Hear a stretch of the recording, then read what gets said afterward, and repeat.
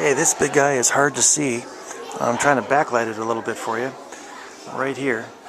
This is a meteorite from Arizona.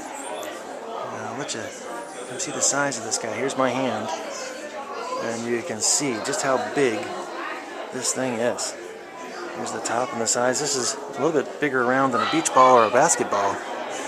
It's found in 1891 at Meteor Crater in Arizona. Look at that. This thing flew through space for nobody knows how long before crashing through the Earth's atmosphere and landing in Arizona. Right next to that we have an excellent exhibit here talking about what meteorites look like and how easy it is to mistake rocks here on the surface of the Earth for a meteorite. There's a nice little checklist here it gives us about each of these. With the exception of Mars and the Moon, most meteorites contain nickel iron alloy, so they'll have magnetic properties. So that's one of the tests for a meteorite.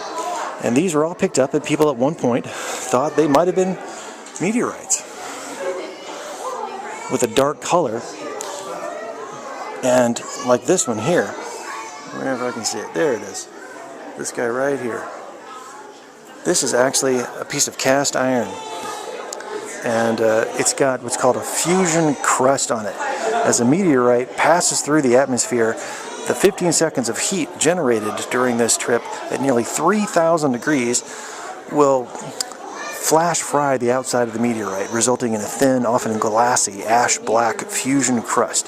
Over time, that may weather, become rusty brown, and even eventually disappear.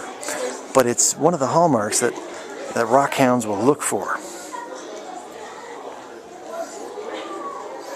This one next to it, this was found in Antarctica, which is a good location for finding meteorites, which is why this one was suspected being one.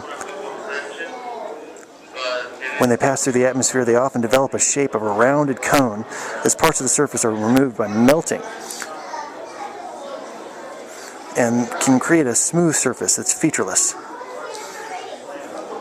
So the person who found this was hoping this would be a meteorite, but it turns out to have just been the result of erosion in Antarctica. I would be thrilled to know I'd ever found an actual meteorite or see one hit the ground. Let's see what else we can see here at the exhibit.